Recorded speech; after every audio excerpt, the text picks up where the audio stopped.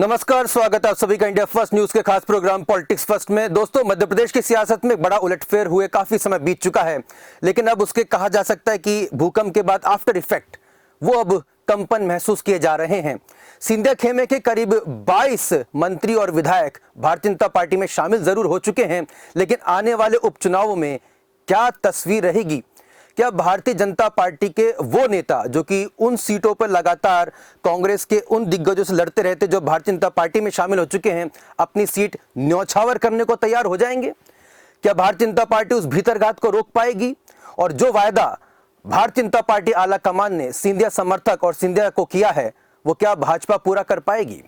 ये तमाम ऐसे सवाल हैं जो कहीं ना कहीं न केवल मध्य प्रदेश की जनता बल्कि ताक लगाए बैठी कांग्रेस पार्टी पर भी यहां पर लागू होती है, क्योंकि कांग्रेस कहीं ना कहीं बदला लेने के लिए बेकरार है। और ये बदला इसलिए भी क्योंकि ये उनके लिए अंतिम मौका होगा। कई दिग्गजों की राजनीति पर पूर्ण विराम लग सकता है कि अगर कांग्रेस पार्टी वापसी नहीं करती है तो क्या सब कुछ वैसा ही होगा जैसा कि भारतीय जनता पार्टी के आलाकमान ने स्क्रिप्ट तैयार की है, या फिर कहानी में अभी भी काफी कुछ पेच है?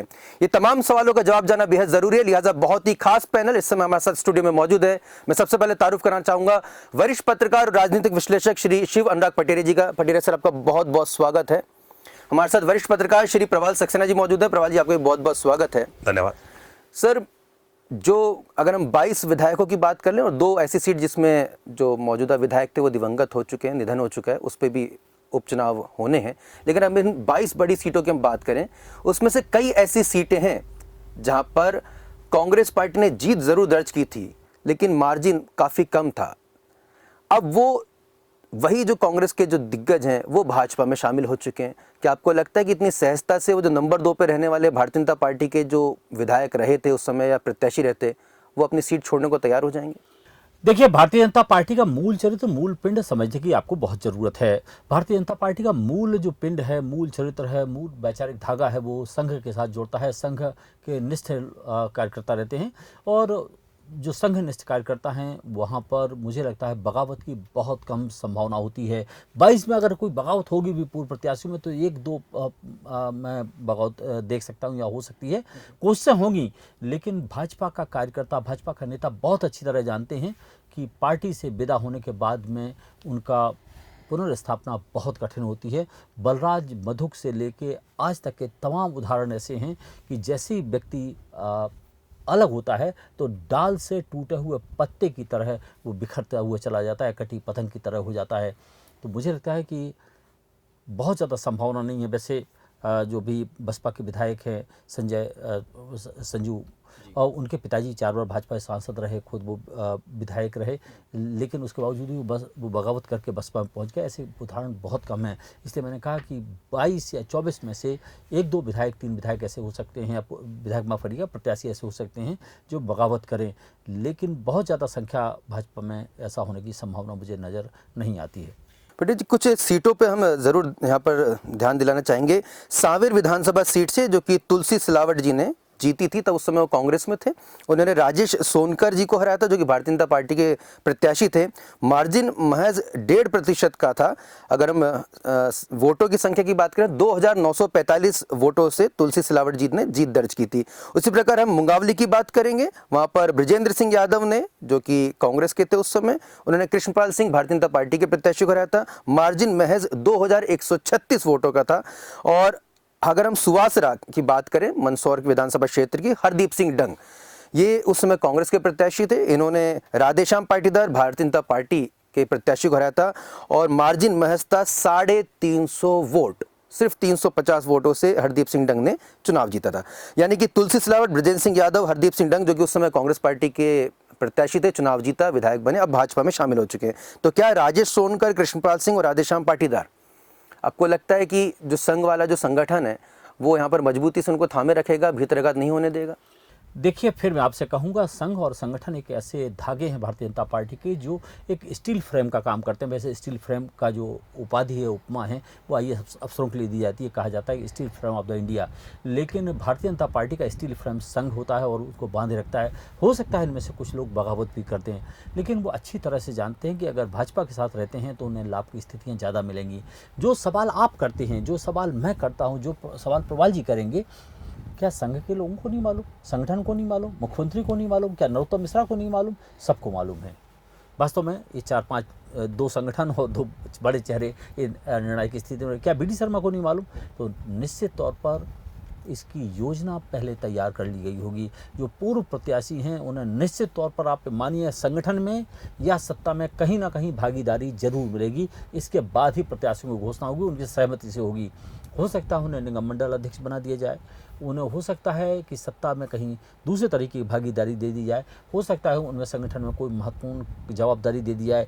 ये भी हो सकता है उनसे कहा जाए कि आप प्रत्याशी को जिताइएगा, जैसे वो जीतेगा असली हकदार आप होंगे और हम आपको महत्वपूर्ण स्थिति में स्थापित करेंगे। मध्य प्रदेश में 80 से ज़्यादा निगम मंडल हैं जो एक्टिव हैं। मध्य प्रदेश में तमाम तरह के निकाय ऐसे हैं, तमाम तरह की बॉडीज ऐसी हैं जो किसी सांसद और विधायक के इक्विवेलेंट बैठती हैं। उनसे ये भी कहा जा सकता है कि अगले जो जिला पंचायत का अध्यक्ष का चुनाव होगा उसमें हम आपको बना देंगे। जिला पंचायत का जो अध्यक्ष है एक सांसद के बराबर ताकत रखता है। नगर निगमों का नगर निगमों का चुनाव साल भर के अंदर होना है, आयोग हैं, तो आप उनमें आप खड़ा कर सकते हैं। तो आप देखते रहिएगा भारतीय जनता पार्टी जिन सवालों को आप खड़ा कर रहे हैं भाजपा उनको बेहतर तरीके से जानती है और उनके एड्रेस करने की तकनीकी भी उन्होंने सोच ली होगी। दरअसल राजनीति में कोई कटोरा लेके भीख मांगने की योजना के तहत नहीं आता है। वो सांसद बनता है, विधायक बनता है, नाम जनसेवा का होता है, लेकिन असली सेवा तो कुछ और ही अधिकांश लोग करते हैं। बिल्कुल प्रबल जी, लेकिन पिछले कुछ दिनों से मध्य प्रदेश की अगर सियासी गलियारों में बात की जाए और पत्रकारिता जगत की बात की जाए तो कहीं ना कहीं कुछ ऐसी खबरों को प्लांट करने की कोशिश की जा रही है और कुछ यहाँ पे एक विरोधी तत्व भारतीय जनता पार्टी के उन लोगों की तरफ से कि साहब हमारा क्या होगा, वो बेचैनी महसूस की जा रही है भाजपा के उन हारे हुए प्रत्याशियों की तरफ से जिन्हें अब लग रहा है कि उनकी सीट भी अब जा रही है, उनकी सियासी ज़मीन खिसकती जा रही है। आशुतोष जी, आपने देखा होगा जब मुख्यमंत्री तत्कालीन मुख्यमंत्री कमलनाथ का मुख्यमंत्री काल का आखिरी समय चल रहा था तो उन्होंने एक बात की थी, पटेल जी आपने भाई साहब देखा होगा कि सबसे बड़ा वायरस कोरोना नहीं है, हमारे राजनीति में एक वायरस है। उनको संकेत मिल गए थे कि एक बड़ा खेल उनके साथ या उनकी पार्टी के साथ होने जा रहा है। उसके बाद अभी आप देखिए 3-4 दिन से बराबर उन्होंने फिर से अपनी जो है वो प्रदेश अध्यक्ष पद को का एक कमेटी बनाई उन्होंने और उसको फिर से उन्होंने एक्टिव किया और तमाम लोगों को, चाहे सुरेश पचौरी हैं, विलक्ष्मी साधु हों, पटवारी हों, तमाम लोगों को उन्होंने उसमें एक्टिव किया और एक बड़ी जिम्मेवारी उन्होंने दी कि भाई जो पूर्व प्रत्याशी थे जो इनसे हारे थे उनसे संपर्क किया जाए, अर्थात उन पर डोरे डाले जाएँ और कैसे भी करके उनको बताया जाए कि अगर वो यहाँ आते हैं तो वो ज़्यादा सुरक्षित रहेंगे। उनके पास आंकड़ा जो है 99-100 का है, तो बहुत बड़ा मार्जिन नहीं है बहुमत पाने के लिए। दोनों ही छटपटा रहे हैं और सपा बसपा और निर्दलीय हैं, उनका तो आपको मालूम है कि कहीं पर भी जहाँ देखेंगे बहुमत वहाँ पर वो लुढ़क जाएंगे। तो अब यहाँ पर एक प्रतिष्ठा की लड़ाई हो रही है क्योंकि कई विधायक ऐसे हैं जो ये इनको मालूम है कि हो सकता है कि उनका आखिरी चुनाव भी हो, उन्हें टिकट मिलेगा नहीं मिलेगा। तो सब मिला के जो शेर और माता खेल चल रहा है और लाभ और हानि का खेल भी चल रहा है। इससे सिंधिया जी भी परिचित हैं। अभी एक अंदर खाने से खबर आई कि अगर यही प्रत्याशी लड़ेंगे तो उसमें से मुश्किल से 9 जीत पाएंगे और भाजपा का टिकट इनको देगी तो अपने लोगों को तो 16-17 भी हो सकते हैं। तो ये बराबर जो बार्गेनिंग चल रही है मंत्रिमंडल को लेकर, इसको लेकर उसको लेकर, तो एक बड़ा दिलचस्प भाई साहब का खेल सामने आएगा आगे अगले 6 महीनों में। ये मध्य प्रदेश की राजनीति का प्रदेश पूरा बदलता मुझे दिखाई दे रहा है। पटेल से जो आपने बात कही है कि वो कहीं ना कहीं इस और इशारा करे कि भाई पहले से ही सब नक्की करके इतना बड़ा स्टेप लिया गया था, तो फिर अब इस तरह की खबरों का आना ये सिर्फ एक अफवाहों को फैलाना है या आपको लगता है इसमें भी कुछ सच्चाई है कि भाई वाकई में सिंधिया खेमा एकदम हतप्रभ है, उनको बेहतरीन जैसे मंत्रालयों ने अपेक्षा की थी वो नहीं मिले, या फिर डील वैसे नहीं जा रही जैसे कि तय की गई थी? ये इस तरह की जो चर्चा क्यों हो रही है? देखिए, आपकी तीनों बातें बहुत सही हैं और तीनों आंशिक रूप से सही हैं। डील जैसी हुई थी वैसी जा नहीं रही है क्योंकि बीच में कोरोना का डरोना आ गया है तो कोरोना ने सारी चीज़ों को खराब कर दिया है। सिंधिया जी भी राज्यसभा नहीं जा पाए हैं, वो केंद्र में मंत्री नहीं बन पाए हैं, उनका भी स्टैक दाव पर लगा है और मध्य प्रदेश में मंत्री भी पूरे नहीं बन पाए हैं। दूसरा एक भ्रम तो रहता है, आदमी अपना एक चलती हुई गाड़ी को छोड़कर अगर दूसरी गाड़ी में सवार होता है तो उसको लगता है मंजिल पर वो बेहतर तरीके से पहुँचाएगी और वो खड़ी हो गई है तो एक डर तो रहता है, एक भ्रम भी रहता है, एक भय भी रहता है। तो फिर मैं कहूँगा राजनीति में कोई भी व्यक्ति बैरागी होने के लिए नहीं आता, साधु होने के लिए नहीं आता है। व्यक्ति आता काय के लिए? राजनीति करने के लिए। राजनीति करने वाला व्यक्ति राजनीति नहीं करेगा तो करेगा क्या?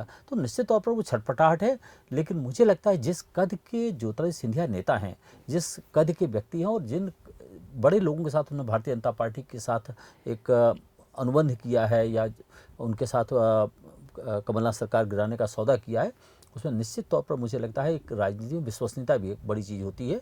जो वादे कहे थे, कहते हैं ना, जो वादा किया था वो निभाना पड़ेगा। तो ये गाना भले ही सिंधिया के लोग अभी गा रहे हैं, लेकिन निभा दिया जाएगा। मुझे लगता है वादे तो सबके निभाए जाएंगे, क्योंकि राजनीति में अगर आप एक बार धोखा देंगे तो अगली बार कोई भी व्यक्ति आपकी बात पर भरोसा करके आगे आएगा नहीं।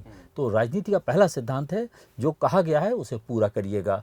वैसे गेम ऑफ अनसर्टेनिटी कहते हैं, एक ऐसा खेल जिसमें अनिश्चितता बहुत है, लेकिन एक निश्चितता जरूर होती है कि व्यक्ति के साथ जो वादा किया जाए उस वादे को पूरा किया जाए। एक सीट बड़ी दिलचस्प है, हार्ट पीपलिया की, प्रभात सक्सेना जी, वहाँ पे पूर्व मंत्री दीपक जोशी, जो कि मध्य प्रदेश के पूर्व मुख्यमंत्री कैलाश जोशी जी के सुपुत्र भी हैं, वहाँ से उन्हें मनोज चौधरी जी ने हराया था। अब अगर ये बाई इलेक्शन होते हैं और जिस तरह की थ्योरी निकल कर आ रही है, तो उसमें तो उन्हीं को ही, मनोज चौधरी जी को, कांग्रेस के उम्मीदवार जो थे पिछली बार, विधायक जो थे, वह भाजपा की टिकट से चुनाव लड़ेंगे। तो ऐसी कई ऐसी सीटें जो बहुत ही प्रतिष्ठापूर्ण सीट रही हैं, जिसमें बड़े दिग्गज जो हैं भारतीय जनता पार्टी के, उन्हें हार का सामना करना पड़ा था। आपको लगता है कि उनके लिए इतना सहज होगा कि अब वो अपने जिन्होंने उनको हराया था उनके लिए ही अब झंडा उठाएंगे अपनी पार्टी का और जिताएंगे? किस तरह का मानसिक द्वंद्व से गुजरेंगे वो? देखिए आशुतोष जी, हार्ट पिपलिया जो सीट की आप बात कर रहे हैं, वो उनके पिताश्री पूर्व मुख्यमंत्री कैलाश जोशी जी की परंपरागत सीट रही है, और एक आध बार वो उनको चुनाव में जरूर पराजय का सामना करना पड़ा था। बाद में फिर दीपक जोशी ने उसको, और इस बार दीपक जोशी चुनाव नहीं जीत पाए। तो उस सीट से वहाँ की जनता से और वहाँ के जो मतदाता हैं उनसे एक अलग लगाव उस परिवार का है, और यही वजह है कि गाहे बगाए जोशी जी भी और ये भी हमेशा ही उनके सुख दुख में खड़े रहे हैं, और अधिकतर समय उन्होंने हार्ट पीट की जनता को दिया है। इस बार जो समीकरण बने, जिसकी कुछ वजह से उनको हारना पड़ा, उसका अब फिर वहाँ के मतदाताओं का और वहाँ के लोगों का एक बार फिर से प्रेशर उनके ऊपर आया है। इसी का फ़ायदा उठा के, मैंने कहा ना, इसी का फ़ायदा उठा के जो कमलनाथ खेमा है, उनके लोगों ने उनसे संपर्क स्थापित किया, न केवल संपर्क स्थापित किया बल्कि पेशकश भी की। दो और महत्वपूर्ण सीट है इसमें। रुस्तम सिंह जी, जो कि पूर्व मंत्री हैं भारतीय जनता पार्टी के, मुरैना विधानसभा सीट है, वहाँ पर उन्हें रघुराज सिंह कंसाना ने हराया था। अब रघुराज सिंह कंसाना भारतीय जनता पार्टी में आ गए हैं। उसी प्रकार पूर्व मंत्री भारतीय जनता पार्टी के लाल सिंह आर्य, इन्हें गोहद से रणवीर जाटव ने हराया था। कांग्रेस पार्टी के प्रत्याशी थे रणवीर जाटव, अब वो भारतीय जनता पार्टी में आ गए। ये पूर्व मंत्री वाली महत्वपूर्ण सीटें हैं, जो कि भाजपा के जो पूर्व मंत्री थे जिन्हें हराया था कांग्रेस ने। एक और महत्वपूर्ण सीट है सांची विधानसभा सीट, जिसमें पूर्व मंत्री चौधरी जी, वहाँ पे गौरीशंकर शेजवार जी पूर्व मंत्री हैं, काफ़ी कद्दावर नेता हैं। उनके बेटे मुदित शेजवार को डॉक्टर प्रभुराम चौधरी ने हराया, मंत्री भी उन्हें कांग्रेस सरकार में, लेकिन अब वो भारतीय जनता पार्टी में आ गए। ये ऐसी वो महत्वपूर्ण सीटें हैं जो कहीं ना कहीं पूर्व मंत्रियों को हराया था कांग्रेस पार्टी के प्रत्याशियों ने, अब वो भाजपा में आ गए हैं। मैं आपको बताऊं आशुतोष जी, इन सीटों से जनता तो ठीक है, अब अंतर कलह भी शुरू हो गया है। जैसे गोपाल भार्गव स्थापित नेता है, बुंदेलखंड से आते हैं, सागर से, गड़ाकोटा से, तो वहां पर अब उनके पुत्र को तैयारी हो गई थी शुरुआत। उनके पुत्र ने 2 बार से उसको लोकसभा की बात हो रही है, दोनों बार को टिकट नहीं मिल पाया है। अब वहां के लोग इस बार बड़े उम्मीद लगाए बैठे थे कि पहले मंत्रिमंडल में गोपाल भार्गव आ जाएंगे। बाद में फिर ये हुआ कि साहब को कोरोना की बीमारी हो गई है, आखिर नहीं, सही नहीं निकली तमाम, और वो नहीं बन पाए। अब दबाव उनके ऊपर परिवार का ही बन रहा है और लोगों का ही बन रहा है कि आखिर करें क्या। और यहाँ से भी बिल्कुल पक्की खबर यह है कि यहाँ से भी उनको ऑफर दिया गया है गोपाल भार्गव जी को कि वो विचार करें। तो ऐसे तमाम जगहों पर कांग्रेस ने पूरी तरह से, मैंने कहा ना, उनको अपने उसमें ले लिया है।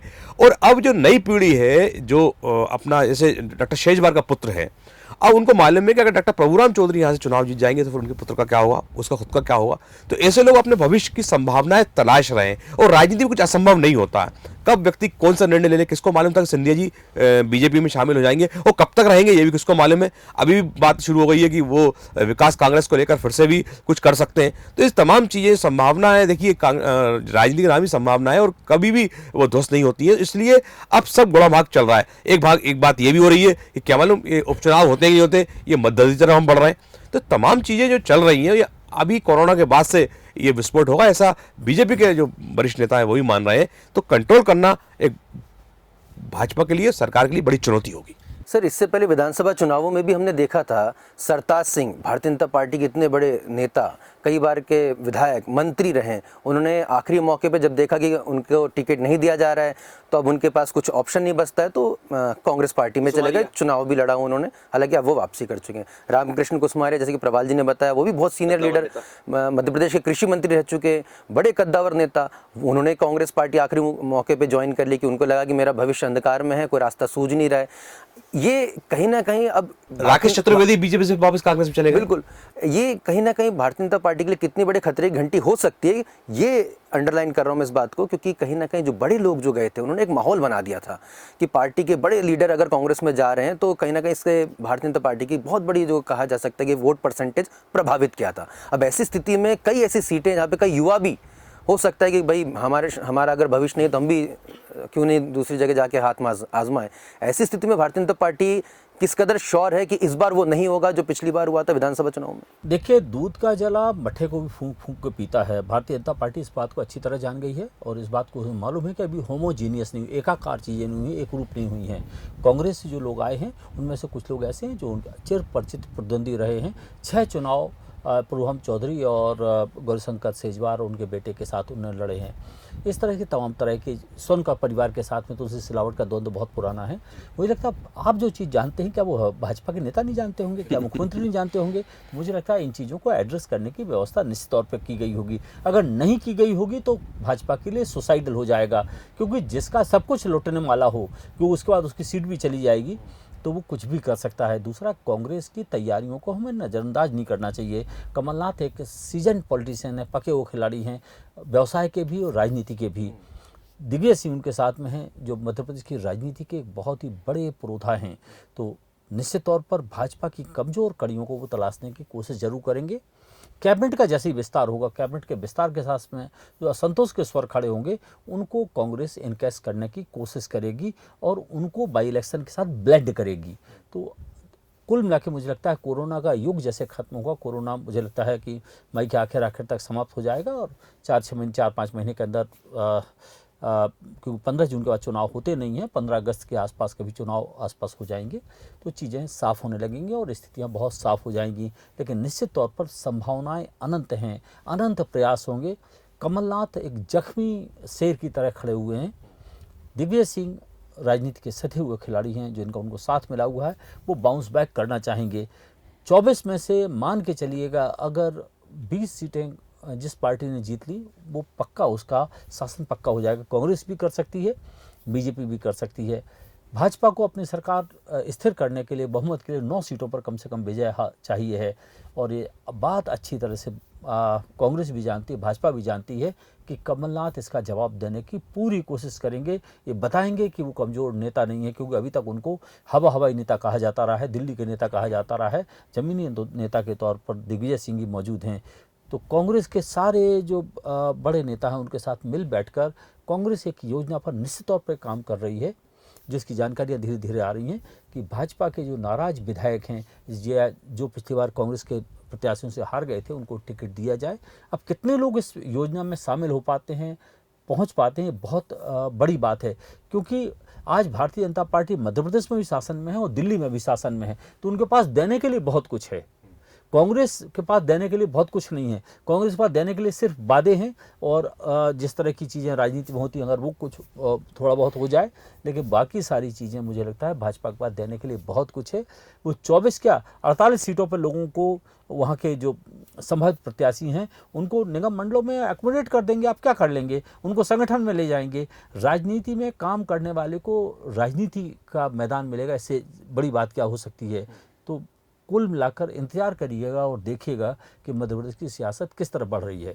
एक मैं ज़रूर सवाल लेना चाहूँगा सर, महाराष्ट्र का एक एपिसोड है, वो कहीं ना कहीं पूरे अगर देखा जाए कि क्षमताओं पे, खासतौर पे नरेंद्र मोदी जी और अमित शाह जी की क्षमताओं पे एक बड़ा प्रश्न चिन्ह सिर्फ एक महाराष्ट्र का एपिसोड रिसेंट अगर हम पॉलिटिकल उसमें डेवलपमेंट में देखें तो लगाता है।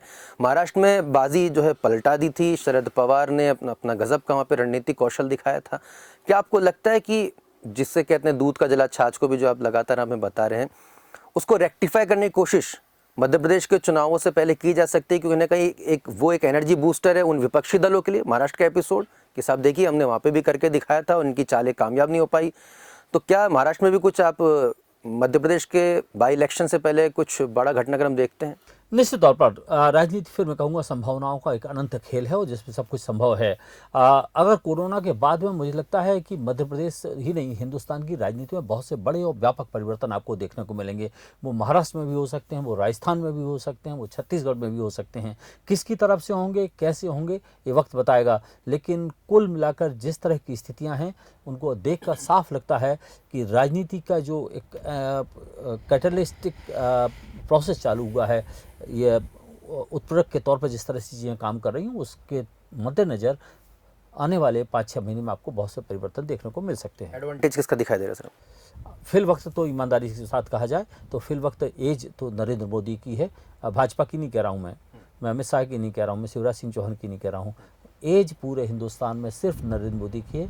इन दिनों ब्रांड नरेंद्र मोदी सबसे बड़े ब्रांड के तौर पर उभरे हुए हैं। उनके को ब्रांड के तौर पर शिवराज सिंह चौहान हो सकते हैं, उनके को ब्रांड रमन सिंह हो सकते हैं, उनके को ब्रांड उमा भारती हो सकती हैं, उनका को ब्रांड नरोत्तम मिश्रा हो सकते हैं या देवेंद्र फडणवीस महाराष्ट्र में हो सकते हैं। लेकिन बड़ा और विशाल चेहरा जिस व्यक्ति का पोस्टर लगाने से अब मध्य प्रदेश सरकार बच रही थी सिंहस्थ में, अगर आप याद करें, उसके कोरोना में बड़े बड़े फोटो लगाए जा रहे हैं। तो इससे राजनीति का परिवर्तन साफ देख लीजिएगा। क्यों मेरे सब कुछ कहलवाते हैं? मध्य प्रदेश का फलक इस बात का गवाह है कि सिंहस्थ में नरेंद्र मोदी के पोस्टर बैनर नहीं लगाए गए थे, उनसे परहेज किया गया था। बाद में जब आपत्तियां ली गई तो उसको एड ऑन किया गया। आज उसी नरेंद्र मोदी के बड़े बड़े फोटो मध्य प्रदेश सरकार के विज्ञापनों में होते हैं। तो मध्य प्रदेश की और देश की राजनीति कहाँ जा रही है इसको आप अच्छी तरह समझ लीजिएगा। प्रहलाद जी, अंतिम प्रश्न मैं आपसे लेना चाहूँगा। कांग्रेस में आप किस तरह का यहाँ पर तैयारियों को देख रहे हैं? क्योंकि एक खाने से ये भी रिपोर्ट आ रही है कि साहब कांग्रेस का एक धड़ा और टूट सकता है। जैसी सरकार रनिंग पोजीशन पर आएगी भारतीय जनता पार्टी की, तो कहीं ना कहीं जो असंतुष्ट हैं कांग्रेस पार्टी के, जिनका काम नहीं हुए, जिनके अपने पार्टी के परफॉर्मेंस से नाराज़ हैं, वो कहीं ना कहीं अब पार्टी छोड़ सकते हैं। इसकी कितनी आपके पास विश्वसनीय रिपोर्ट है आपके पास? नहीं, जैसा कि भाई साहब ने कहा कि राजनीति में सब कुछ संभव है, असंभव कुछ नहीं होता है। लेकिन मेरा ऐसा मानना है कि कांग्रेस को मध्य प्रदेश में कमज़ोर नहीं आका जाना चाहिए, क्योंकि साल सवा साल में कांग्रेसियों ने भरपूर तरह का जो मध्य प्रदेश का शासन किया, तो उनके पास माल की भी कमी नहीं है। तो वो अपनी ताकत, अपना पैसा, सब कुछ, क्योंकि उनके लिए अब खोने के लिए कुछ नहीं है, आप ये बात मानिए, तो वो आखिरी दांव खेलेंगे, मजबूती के साथ खेलेंगे और जितना भी उनके पास बाहुबल है या धनबल है, सब कुछ अर्पण करेंगे और कैसे भी करके वो सरकार में वापसी का सारा इंतजाम करेंगे। वो सुनिश्चित करेंगे तभी वो दाव खेलेंगे, नहीं तो आदमी समेट के ले जाता है कि क्या के लिए अपना पैसा खर्च करें। ठीक है, आप दोनों महानुभाव का बहुत बहुत शुक्रिया इस महत्वपूर्ण चर्चा में पार्टिसिपेट करने का। तो दर्शकों, निश्चित तौर पर राजनीतिक अनिश्चितताओं का खेल है, लेकिन जिस तरह से हमारे वरिष्ठ राजनीतिक विश्लेषक श्री शिवराज पटेरे जी बता रहे हैं कि जो डील हुई है, जो कि जिस डील के तहत ज्योतिरादित्य सिंधिया अपने समर्थकों के साथ भारतीय जनता पार्टी में आए हैं, उसे पूरा किया जाएगा। क्योंकि अगर ये डील पूरी नहीं हो पाती है तो इसका पूरे देश की राजनीति बड़ा असर पड़ेगा। भाजपा पे फिर कोई आगे से कोई भरोसा नहीं करेगा, लिहाजा ये डील तो होना कन्फर्म है। आने वाले दिनों में कांग्रेस पार्टी कितना जोर आजमाइश कर पाती है, कमलनाथ जी क्या वाकई में मध्य प्रदेश की सियासत में खुद को एक बार फिर अपराजय योद्धा साबित करने की होड़ में जुट जाते हैं, या फिर वो मानते कि नहीं, मुझे एक बार सीएम बनना था, मैं बन चुका, अब जो मुझे अंतिम दाव खेलना है उसे यहीं तक मैं सीमित रखूं और देखते हैं कि जनता क्या सोचती है।